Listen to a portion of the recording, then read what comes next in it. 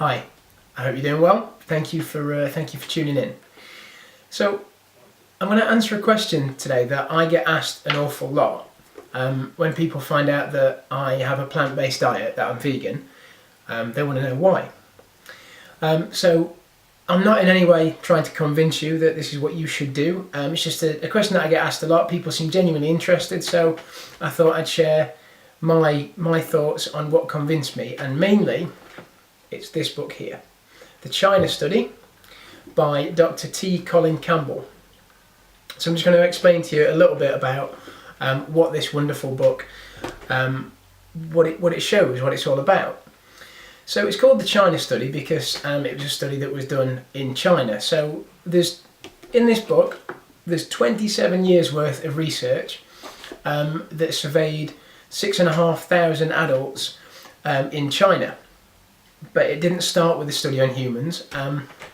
So Campbell, the main author of the study, is an American doctor, grew up on a dairy farm, and because of growing up on a dairy farm, he was of the preconception that animal proteins were very, very healthy. He grew up on a diet of meat and dairy, like a lot of us did. So when he started a study on cancer in rats, he was expecting that consumption of animal protein would help prevent or treat cancer. So what happened in this test? They got two groups of rats. One of them was on a high casein protein diet, so this is cow's milk protein. One of them were on 20% of their calories from casein protein. One group were on 5% calories from casein protein. And they were both exposed to the same levels of aflatoxin, which is a really strong carcinogen. And because of his background, Campbell hypothesized that the rats with the high protein diet would survive. They would be strong enough to fight off the cancer. And he thought that the 5% ones would get ill and die. What he actually found was entirely the opposite. So the low protein diet rats, they developed no cancers. At the end of the study, they were all still alive. And all of 100% of the high protein diet rats, they died. They developed cancer and died. Now, a lot of studies would end at that, but he realised the implications of what he'd found out were huge, in that it goes against all sort of mainstream advice about healthy eating. It certainly did at the time. So he said, I can't just base this study on rats. I can't just extrapolate. It wouldn't be scientific enough. It wouldn't be reliable enough. So I've got to find out about people.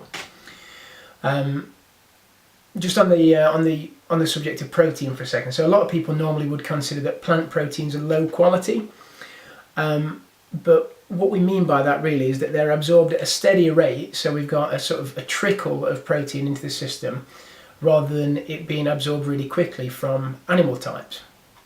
So when we're talking about quality, what we're really talking about is efficiency of absorption, and how quickly it can be turned into muscle. So without doubt, animal proteins are more efficiently absorbed, more readily converted into muscle, but there's no correlation between that and health. So just because something's absorbed quickly does not mean it's healthful for us.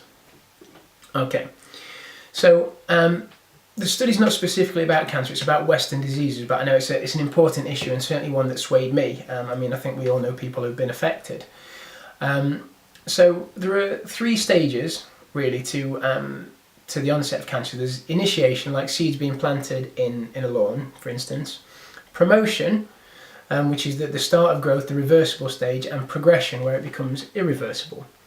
So carcinogens, for instance, chemicals that are perhaps sprayed on our food, tar in cigarettes, the study shows that the carcinogens on their own, they're not enough to initiate cancer. The carcinogen has to be metabolized by an enzyme, and it needs acidic conditions in the body to survive. And that's exactly what animal protein does it really, really effectively. And if we have a lower protein diet, so this is specifically talking about rats here, what the study found was that low protein diets reduce the binding of that carcinogen to DNA. So that's a bit like, if we think about the lawn analogy, it's like planting fewer seeds. And then at the promotion stage, where it starts to grow, we look at something called foci. And foci are pre-cancerous clusters of cells, so before it becomes a cancerous tumour, they normally develop then into cancerous tumours. And in any studies done, this study was repeated in India as well as the rat study that Campbell did. Any of the animals on a diet under 10% protein, the foci didn't develop. So what that said for the rats was that nutrition is the biggest determinant of the development of cancer. So even groups that were exposed to higher levels of carcinogen, if they were on the low protein diet, they didn't develop cancer. So that's rats, but what about people? So if you compare Eastern versus Western diets, and when I say Eastern, I mean rural Eastern, because if you look at urban parts of China, for instance, now they eat a Western diet, but the rural community studied, their diets were vastly different. So in the West, about 12% of our calories come from animal protein. That's about 1% in rural China, so 1/12. And the rural Chinese people at the time ate roughly 1/3 of the fat that we in the West do on average, and 3 times the amount of dietary fibre. So what he found were the correlations between Western diseases and animal protein consumptions were all really strong. So if I just show you a few of the graphs in the book here. So this first one is the correlation between the percent of the calories coming from animal protein and heart disease. So you can see a strong positive correlation there.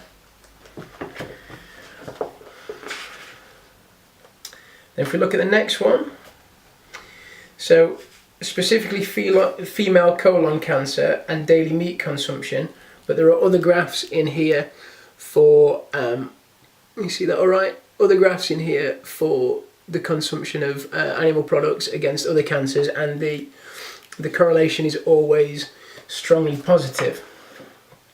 And it doesn't just apply to heart diseases and cancer.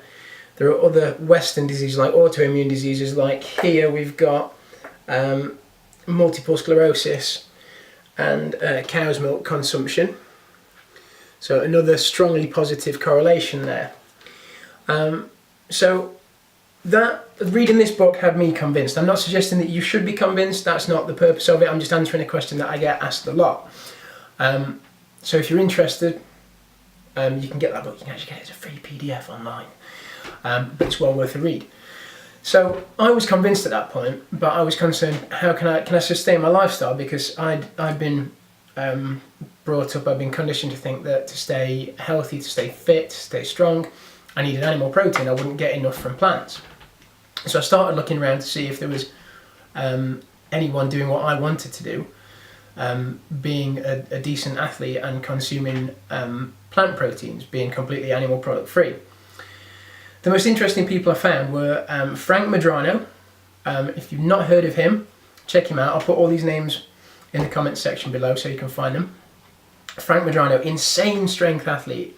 This is a guy who can do full one-armed pull-ups whilst playing with his hat and playing with his iPod. One of the strongest pound-for-pound guys on the planet. Danzig, who was a top guy in the UFC, really good cage fighter a little while ago. Patrik Baboumian, I'm not sure if I'm saying his name right. Incredibly strong guy, Germany's strongest guy, completely plant-based. And Scott Jurek, who is one of the world's top ultra-marathon runners. All plant-based athletes, none of them eat any animal products. So I thought, well, if they can do it, I certainly can. I can do what I want to do. So in summary, I've been plant-based mainly because of this, and because of some documentaries I watched, Forks Over Knives and Earthling, and also read a book called The Starch Solution. Again, I'll put all those down below if you want to have a read or a look. I've been plant-based for well over a year now, about 18 months. I find I've got more energy, I recover quicker in the gym, I actually enjoy my food more. I think shopping's actually a little bit cheaper as well. And I'm stronger and fitter. So for me it's worked out really well. Again, It's not a video intended to convince you, just to answer some questions, and if you want to have a look, check out the links below. Thanks, see you later.